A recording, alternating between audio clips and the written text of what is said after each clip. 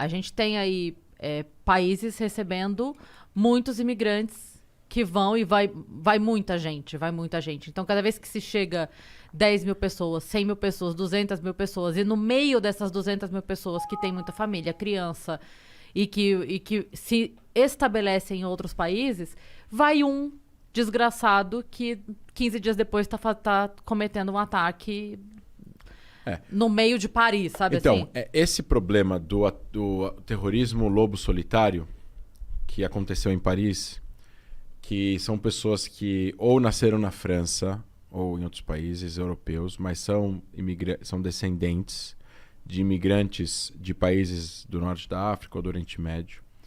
Eles estão num limbo de geração. A geração que chegou sobreviveu.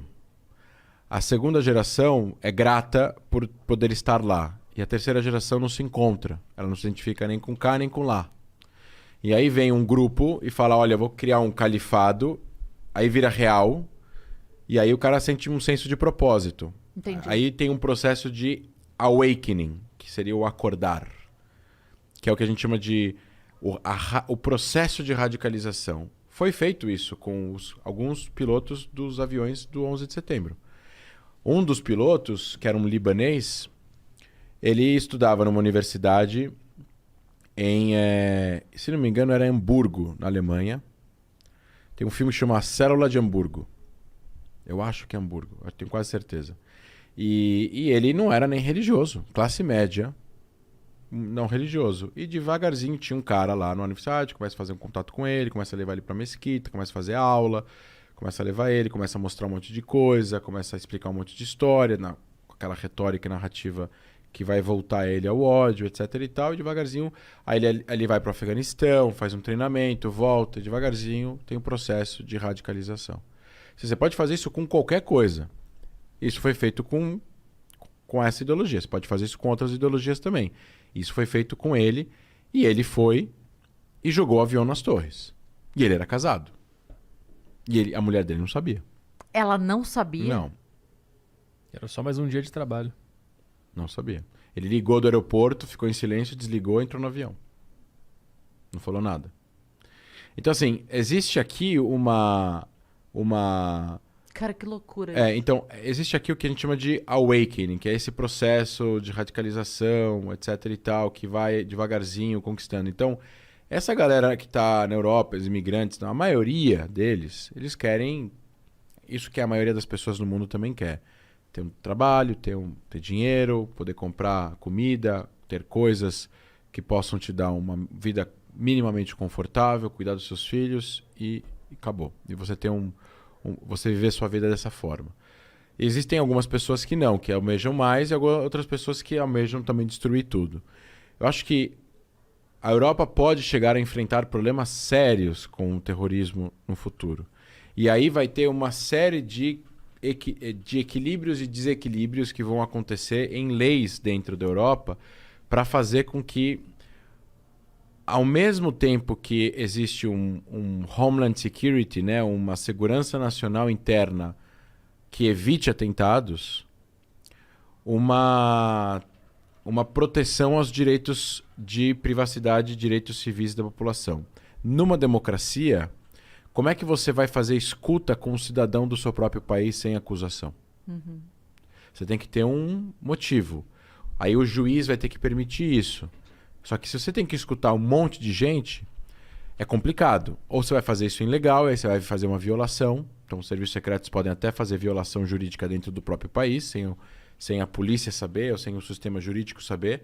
Porque muitos países tomam a decisão do seguinte: eu prefiro violar e evitar um atentado do que não violar e gente morrer.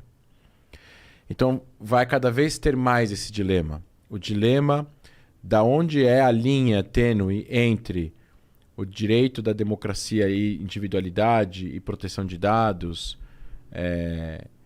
jurídicos que cada cidadão goza numa democracia e a proteção do país em si. Então, esses dilemas podem chegar até ao extremo de um filme que eu poderia até trazer aqui uma cena de um filme. Pode trazer uma cena de um filme? Claro. Porque às vezes dá spoiler e as pessoas não gostam. Mas tem um filme que chama Unthinkable, Impensável, com Samuel L. Jackson. Existe assim, eles prendem um americano convertido ao Islã, que se radicalizou, e esse cara colocou 4 bombas nucleares em 4 cidades americanas. E as bombas, eles têm certeza que as bombas estão colocadas, a inteligência americana, ele fez um acordo com não sei quem, roubaram 4 bombas soviéticas, trouxeram para os Estados Unidos e botaram em 4 cidades americanas. E elas estão com o relógio ligado e elas vão explodir. Eles têm 48 horas, 72 horas. E o cara está sob custódia deles, dos Estados Unidos, numa base americana. O cara está dentro de um lugar lá e ele não quer falar onde as bombas estão. Se as bombas explodirem, a estimativa deles é que iam morrer instantaneamente 15 milhões de americanos. O que você faz?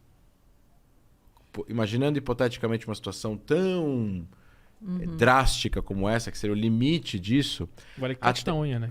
Aquele alicate na unha, né? Então, mas qual é o limite... É que esse cara não, ele tá disposto a morrer. Então, mas é que tá. Essa questão no filme traz bastante a discussão entre exército e FBI, o exército querendo fazer qualquer coisa e o FBI dizendo, não, mas peraí, você tem a Constituição. Então você tem uma Constituição, você não pode violar a Constituição. E aí o cara do exército vira e fala assim, isso aqui... Se a gente não violar a Constituição... Não vai ter mais... Não vai ter mais Constituição. Vai acabar a Constituição. Enfim, não vou dar ideias do filme, mas trazem a esposa dele, trazem os filhos dele. Não mostra uma cena, um filme hollywoodiano, claro, mas assim, você traria os filhos do cara, colocaria na frente dele e falaria, olha, você vai ter que falar. Então, é complicado. São dilemas. Eu trouxe esse dilema ao extremo para quem está nos escutando também pensar, mas assim, obviamente que a gente está exagerando, mas nos na Europa, existe todo um dilema muito grande em como investigar pessoas que são cidadãos desses países e que automaticamente, apesar de serem cidadãos desses países, são contra esse país. Tu viu o filme O Mauritano?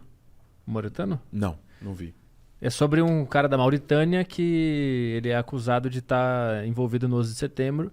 Aí pegam o cara e no fim ele não tinha nada a ver com o 11 de setembro, mas eles fazem o cara confessar por meio de tortura. Ah, sim, não. Teve vários isso. E o cara escreveu um livro sobre isso. Tem várias coisas erradas também que o Ocidente fez na guerra do terrorismo, né?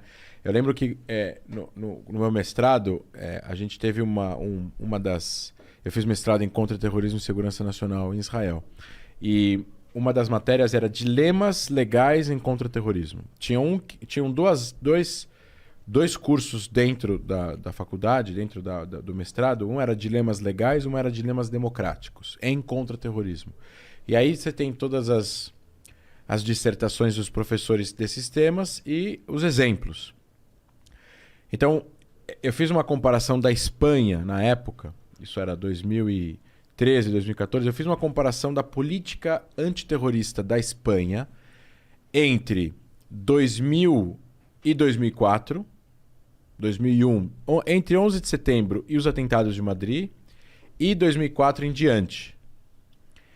Entre 2001 e 2004, a Espanha, que se uniu aos Estados Unidos na sua guerra contra o terrorismo e mandou forças para o Afeganistão, na época, com o Bush, eles aplicaram uma regra dentro da Espanha que é inimaginável.